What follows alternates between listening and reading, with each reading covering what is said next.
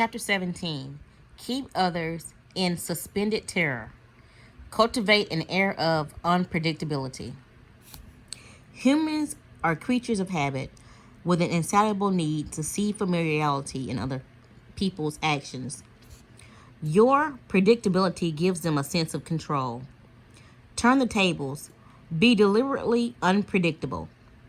Behavior that seems to have no consistency or purpose will keep them off balance, and they will wear themselves out trying to explain your moves. Taken to an extreme, this strategy can intimidate and terrorize.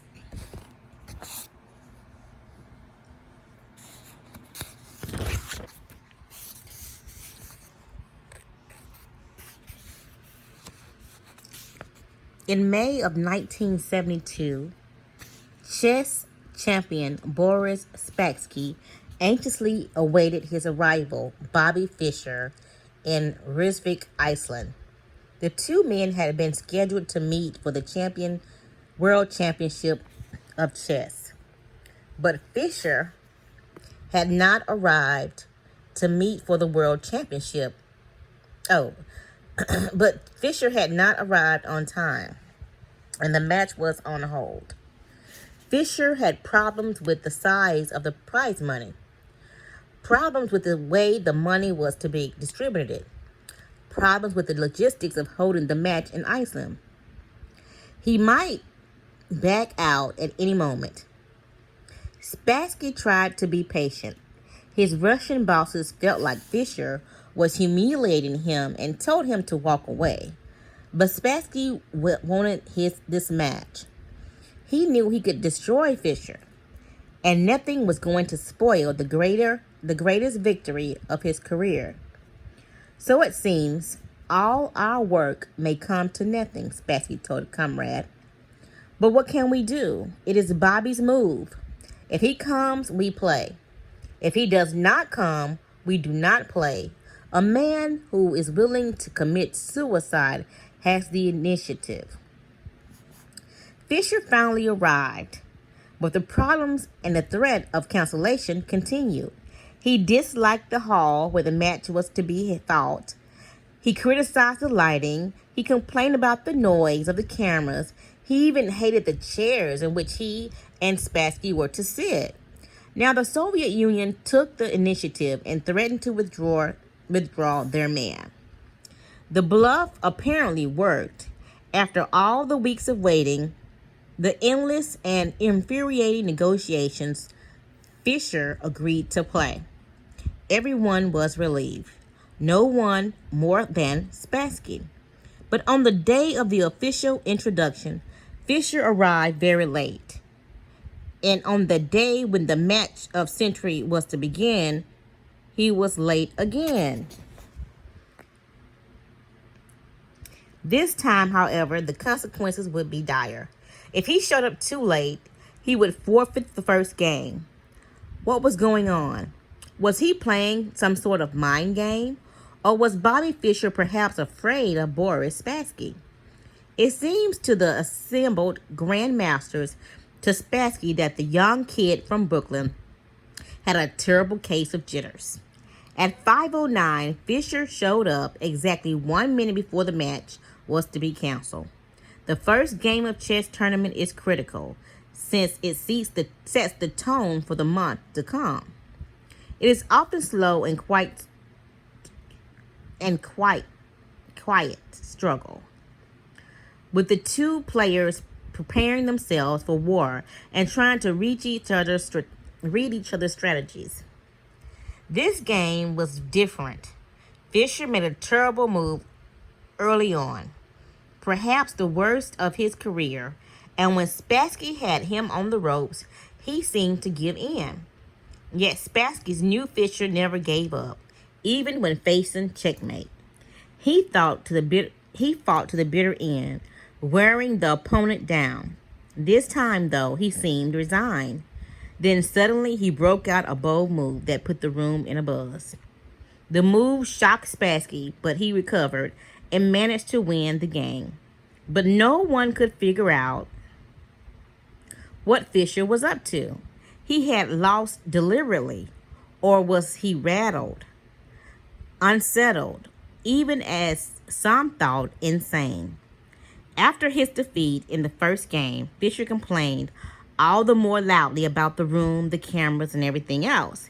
He also failed to show up on time for the second game. This time, the organizers had had enough. He was given a forfeit. Now he was down 2 games to none, in a position from which no one had ever come back to win a chess championship.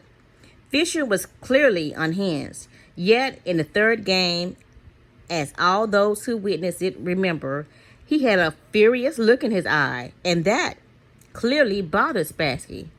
And despite the hole he had dug for himself, he seemed supremely confident. He did make what appeared to be another blunder, as he had the first game, but his kooky air made Spanky smell a trap. Yet, despite the Russian suspicion, he could not figure out the trap, and before he knew it, Fisher had checkmated him. In fact, Fisher's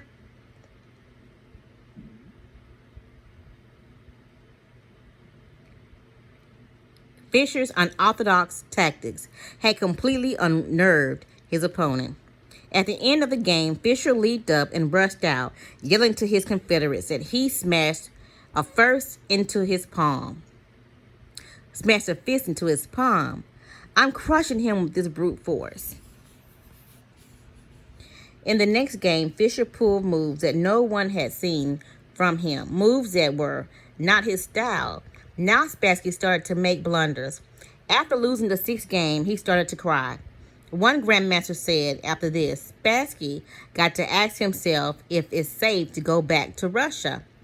After the 8th game, Spassky decided he knew what was happening. Bobby Fischer was hypnotizing him. He decided not to look Fisher in the eye. He lost anyway. After the 14th game, he called a staff conference and announced, "An attempt is being made to control my mind." He wondered whether the orange juice they drank at the chess table could have been drugged. Maybe chemicals were being blown into the air. Finally, Spassky went into public accusing Fisher of putting something in the chair that was altering Spassky's mind. The KGB went on alert. Spassky was embarrassing the Soviet Union. The chairs were taken apart and x-rayed. A chemist found nothing unusual in them. The only thing anyone found anywhere, in fact, were 2 dead flies and a lighting fixture. Spassky began to complain of hallucinations. He tried to keep playing, but his mind was unraveling. He could not go on. On September 2nd, he resigned. Although still relatively young, he never recovered from this defeat.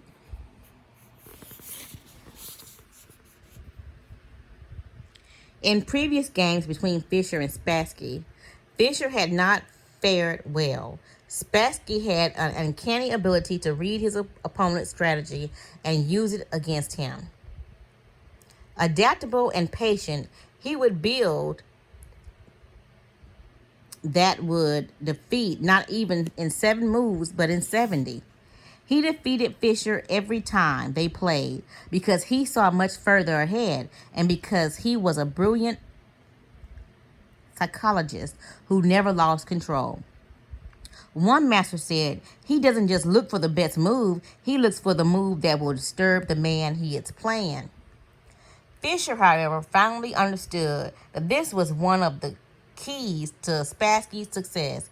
He played your predictability, defeated you at your own game. Everything Fisher did for the championship match was an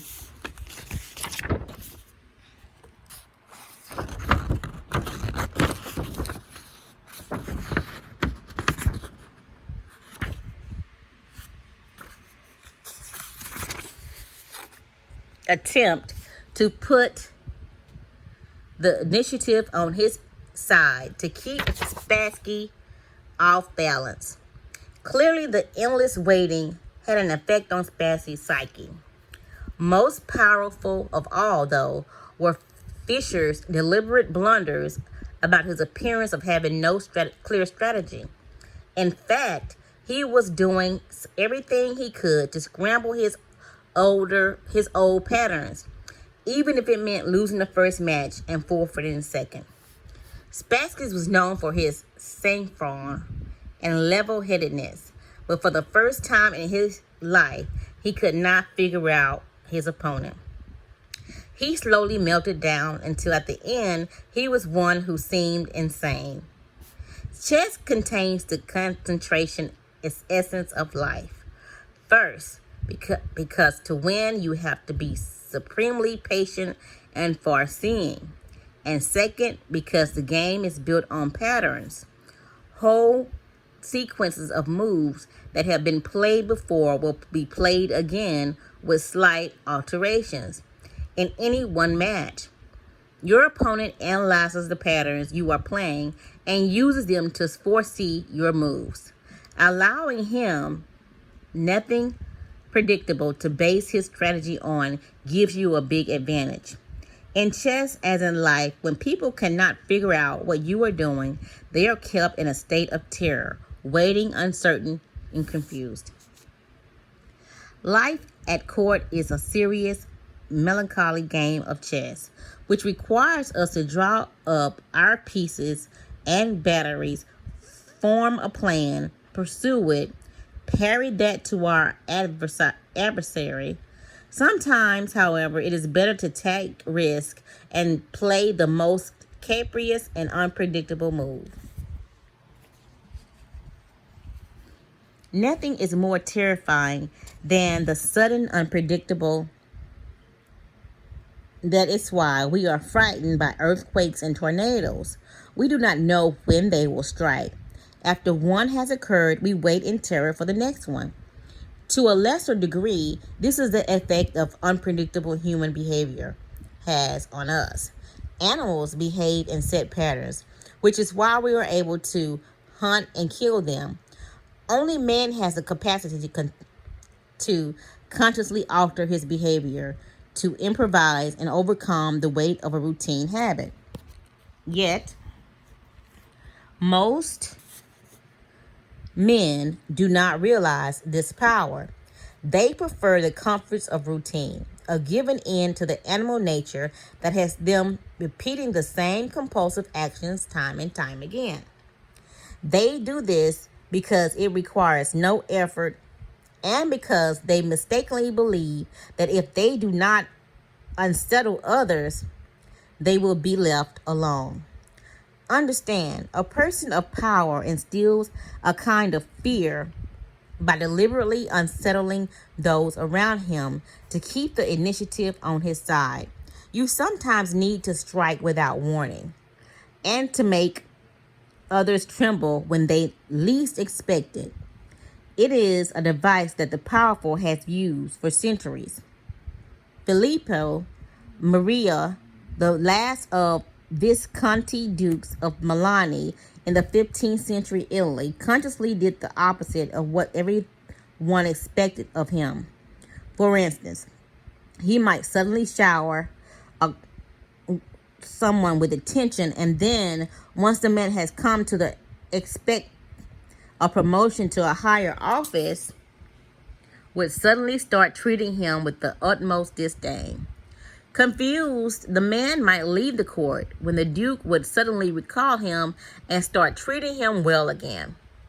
Doubtably confused, he would wonder whether his assumption that he would be promoted had become obvious or offensive to the Duke, and would start to behave as if he no longer expected such honor. The Duke would rebuke him for his lack of ambition and would send him away.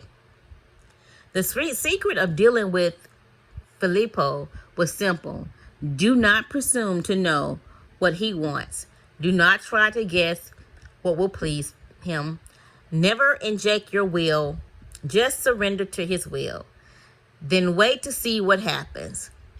Amidst the confusion and uncertainty, he created the Duke ruled supreme he created, the Duke ruled supreme, unchallenged, and at peace. Unpredictability is most often the tactic to master, but the underdog, too, can use it to great effect. If you find yourself outnumbered or cornered, throw in a series of unpredictable moves. Your enemies will be so confused that they will pull back and make a tactical blunder. In the spring of 1862, during American Civil War, General Stonewall Jackson and a force of 4,600 Confederate soldiers were tormenting the larger Unions using Shenandoah Valley. Valley. Meanwhile, not far away, General George Britton McClellan, heading a force of 90,000 Union soldiers, was marching south from Washington, D.C. to lay siege to Richmond, Virginia, the Confederate capital. As the weeks of the campaign went by, Jackson repeatedly led his soldiers out of Shenandoah Valley, then back to it. His movements made no sense. Was he preparing to help defend Richmond?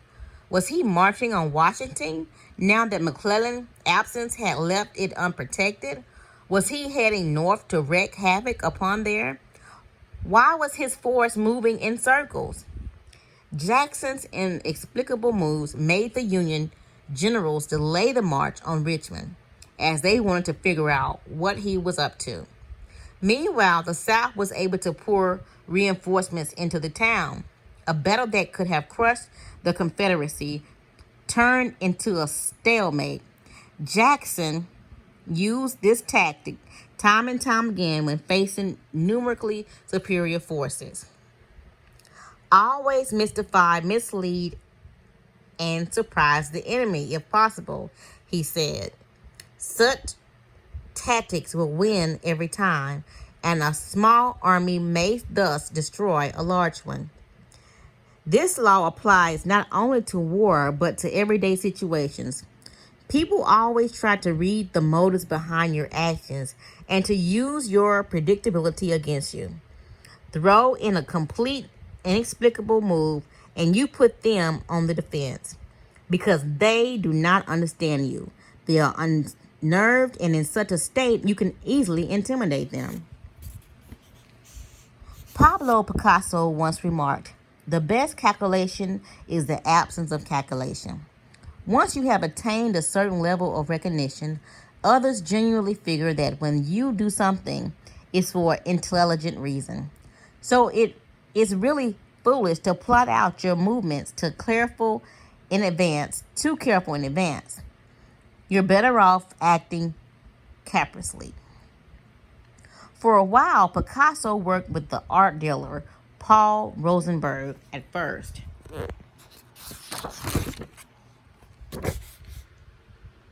He allowed him a fair amount of latitude in handling his paintings. Then one day, for no apparent reason, he told the man he would no longer give him any work to sell. As Picasso explained, Rosenberg would spend the next 48 hours trying to figure out why. Was I reserving things for some other dealer? I'd go on working and sleeping, and Rosenberg would spend his time figuring. In 2 days, he'd come back, nerves jaggled, anxious, saying, after all, dear friend, you wouldn't turn me down. I offered you this much, naming a substantially higher figure for those paintings rather than the price I'm accustomed to paying to you. Would you? Unpredictably is not only a weapon of terror. Scrambling your patterns on a day-to-day basis will cause a stir around you and stimulate interest. People will talk about you, ascribe motives, and explanations that have nothing to do with the truth, but that keep you constantly in their minds. In the end, the more capricious you appear, the more respect your will garner. Only the terminally subordinate act in a predictable manner. The cyclone, a wind that cannot be foreseen, sudden shifts in the barometer, implicable changes in direction and velocity. There is no defense. A cyclone sows terror and confusion. The enlightened ruler is so mysterious that it seems to dwell nowhere, so inexplicable that no one can see him. He reposes in non-action above. His ministers tremble below.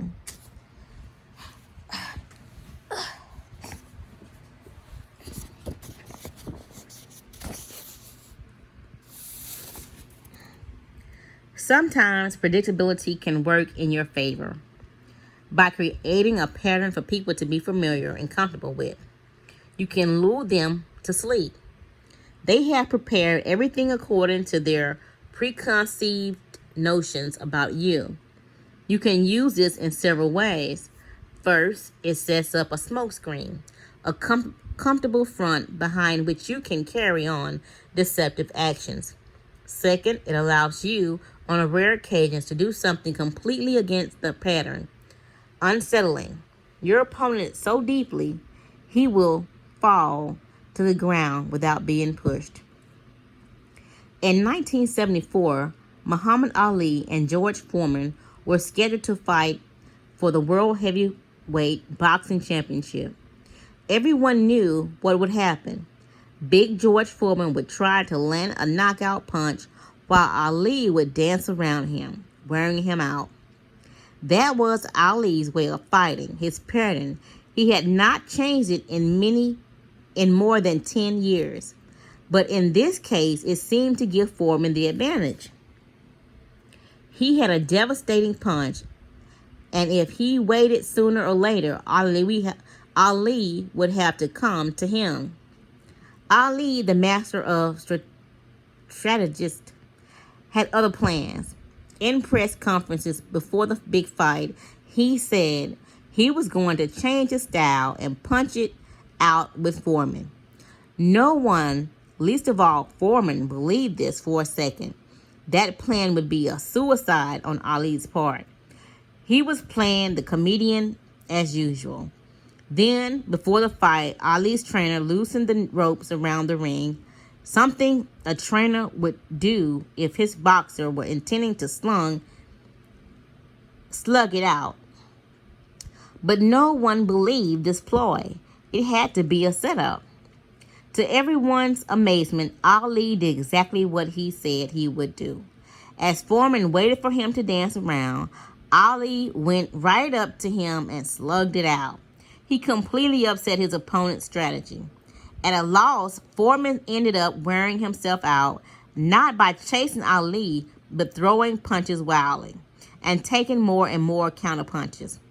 Finally, Ali landed a dramatic cross that knocked out Foreman. The habit of assuming that a person's behavior will fit its previous patterns is so strong that not even Ali's announcement of a strategy change was enough to upset it. Foreman walked into a trap, the trap he had been told to expect. A warning: unpredictability can work against you sometimes, especially if you are in a subordinate position. There are times when it is better to let people feel comfortable and settle around you than to disturb them. Too much unpredictability will be seen as a sign of indecisiveness and even some more serious psychic problem. Patterns are powerful, and you can terrify people by disturbing them. Such power should only be used just judiciously.